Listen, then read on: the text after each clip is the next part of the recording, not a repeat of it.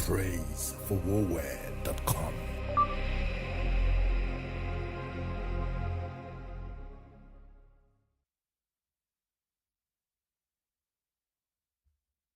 Hello, how are you today? My name is Praise for and I'm super excited to be joining you.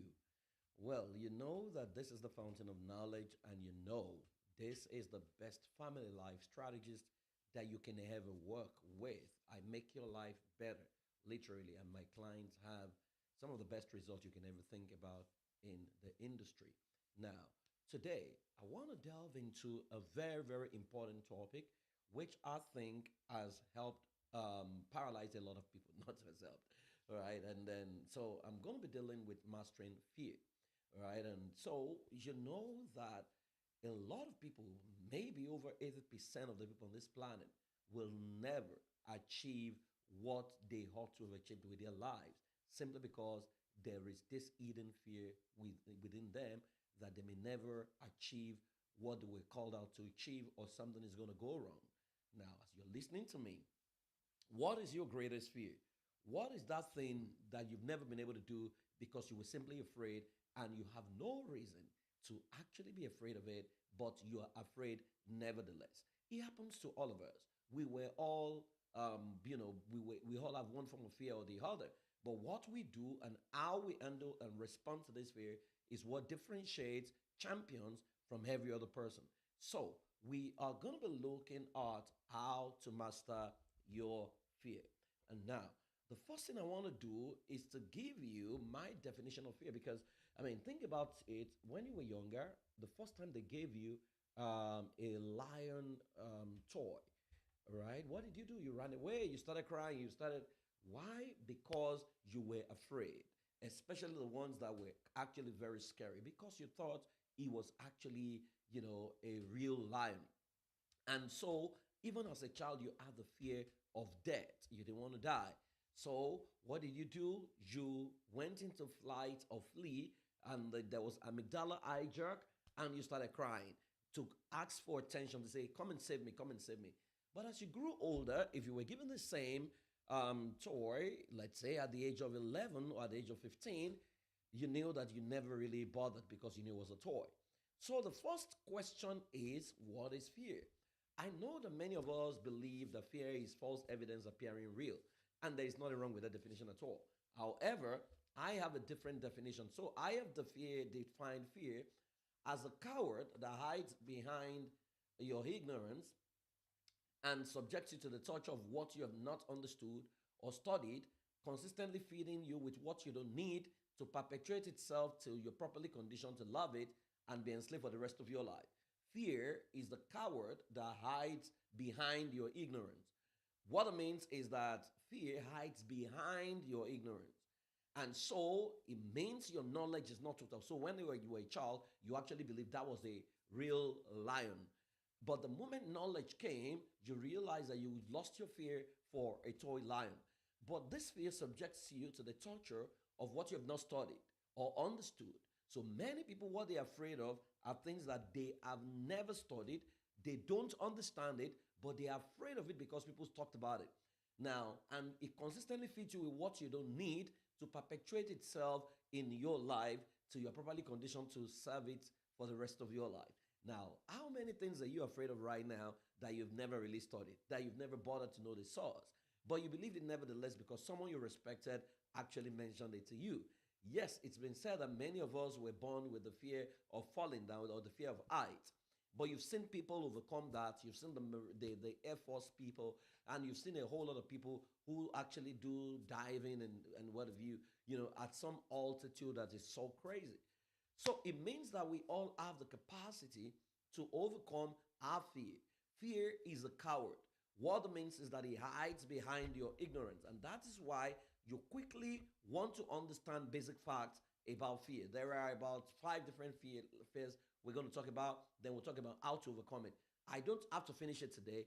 I will continue if I don't finish it. Now, the first thing you want to know about fear is that your fear is ignorance driven. Fear is ignorance driven. That at the base of your fear is ignorance.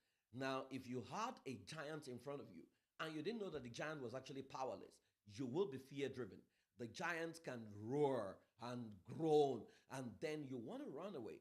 But if you had enough knowledge that all you needed to do was to just punch his tummy and it's going to fall down, right? If you had that knowledge, you realize that you are never agitated. It's like you as an adult, a 5-year-old comes to you and say, "Sir, do you know I can beat you in boxing?" You're going to look at him. In fact, you're almost going to be overconfident because you know there's no way that's ever going to happen, right? And so that is it. Fear is ignorance driven. Number two, you need to understand that fear can perpetuate itself. Fear can perpetuate itself. What this simply means is that it can entrench itself into your life and make your life miserable for the rest of your life. There are people who are still afraid of the things they used to be afraid of for so many years. If you are still afraid of what you used to be afraid of as a child, then it means that you have not grown. And that takes me to number three, and which is it could be empowering when it arouses your curiosity to get into a new territory. What it means is that not every fear is bad. Sometimes, depending on how the disposition you have towards fear, if you see this fear as a signal for you to get into something empowering, it's going to serve you well. And that takes me to the next one. Fear has got perpetuating agents, right? We call them the fear factory. The perpetuating agents are the ones who strike fear into you. Haven't you bothered about the fact that every advertisement tells you tales of war, tells you things that is going wrong, tells you about things, tell you about things that are bad, people are dying, then someone subliminally introduced something that can solve the problem. See the big pharma, see the way medications are, introduced. They literally work on your mind that even if you have 1 out of 6 symptoms, you assume that you have that. And so you realize that a lot of people out of fear have medicated themselves into death or debilitating ailment. So fear has got perpetuating agent. They can be advertising agencies, they can be marketing officials, they can be religious leaders, because the goal is to strike fear into you and position myself as the one who can solve your problems. And that takes me to the next, which is fear is a business venture. Globally, is the biggest business venture that exists is the fear factory, right? Whether religion or politics, at the beginning of the year, you see all kinds of prophecies of doom, wars. So people are literally afraid towards the end of the year. So fear is a business venture. Imagine if nobody's fearless, if everyone in this world right now is no longer fearful, right? We're now fearless. Do you know how many industries will collapse? Do you know how many religious organizations will collapse the moment people master their fear? So it's not in their interest to set you free. It's in their interest to perpetuate your fear. The more afraid you are, the more they find their very essence and their relevance. Fear makes you abdicate your life to others. Do you know how many people I know who couldn't even travel without talking to a prophet or talking to some priest somewhere who will show them what to do, right? Do you know how many people actually believe that there's someone above them who can actually sustain their lives, and then they believe that they are inferior to God? That person is closer to God, so they're telling the person literally, can you go to God and talk to God and come and talk to us? There are people who literally pay people to secure their existence on this planet. Even the man who is securing your existence, his wife died, but people are not going to look at it and say, if he couldn't save his wife, how is he going to save you? So fear makes you abdicate your life to others. Fear is powered by what you have chosen to believe consciously or unconsciously. At the base of your fear is belief. The question is, what have you chosen to believe with your life? A whole lot of us do not even know that what we believe that is triggering our fear was never our belief. Your belief is not really your belief. Your belief are the conditions, are the convictions you have held to be true. And oftentimes, those convictions are not yours. You were literally brainwashed when you landed on this planet, and that has determined your fear, and your fear actually keeps you bound. And that takes me to the next, which is your fear is a training system that installs a virus and gets you to infect other people. So fear literally, installs itself into you and turns you into a carrier of a virus that you have to share with your people. So you install the same fear in your children. For example, you stood on the table at the age of 7 and you wanted to fall down. or you wanted to jump literally, and you were singing, my father could not jump, my mother could not jump, I'm the only one that can jump. But they told you don't jump so that you don't break your leg. Now they could have told you you can jump, but this jump is for 8 year old. Let's create a jump for maybe 5 year old. But the moment they struck fear into you, you're going to strike the same fear into your children. Now, the next thing is that fear is afraid of light. Fear is afraid of light. Remember, we said that fear is ignorance driven. That the moment you illuminate the entire space, fear disappears. The difference between the you that was afraid of a toy lion and the you that now could look at it and kick it was the fact that you grew. Light came, illumination came, and that made a world of difference. Fear can be mastered. Fear can be mastered. You need to understand that regardless of how much you fear or whatever it is that is happening to you, you can master your fear. Now, what I'm going to quickly do, then maybe some other time, I'll talk about how to break away from your fear, because no matter what you're going through, see, your fear is a coward. The moment you beam the searchlight on it, you literally outgrow the fear. I love the way the Bible puts it. It said, because of the anointing, yokes are destroyed. It means by the time you over empower yourself above the problem is going to give way to you. Now, the first fear is the fear of poverty.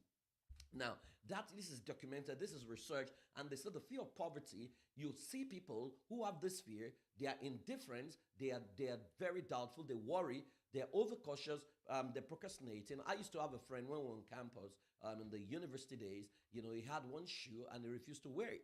And we'll ask him why. He said, because, it's afraid of raining days. He needed to save the shoe for raining day. I mean, we were university students. We used to say to him that, are you sure that, how could you be thinking this way? So you have ruled out yourself of your capacity to generate enough wealth to buy other shoes. So you want to be wearing a 1999 shoe in 2024, right? So can you imagine that level of thinking?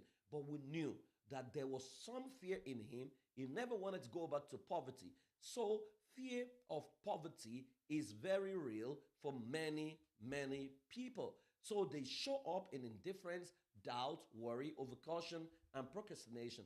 The next level of fear is the fear of criticism. Now, when you see people who manifest this fear, it manifests in self-consciousness, lack of ambition, and in inferiority complex. They hate to be challenged. They hate it when you look at their work and you say, no, I don't want this anymore. What they hear is, you have rejected me. So they can't stand criticism. So they are men pleasers. They know the truth, they never mention it. They look at someone that is molesting people and putting people, subjugating people, but they worship the person because they can't. Fear of missing out shows up in this particular fear. There's another fear, which is the fear of ill health. Let me tell you, I suffer terribly from this one, because people with this fear, they will experiment with diet and all sorts of drugs without professional counsel. They can even manifest what we call hypochondria. Now, the thing with this kind of fear is, I used to be here. I just felt, even if I noticed something later in my hand, I wanted to peel it, because I had all kinds of beliefs. I'll go online. I'll say, if your hand is bulging, what does it mean? It can say cancer of the hand. I'll have to go to the doctor. One day I sat with my doctor, and he said to me, Praise, I know you. I see you as a public figure. I know that you're one of the best strategists on this planet. How come you are this fear driven?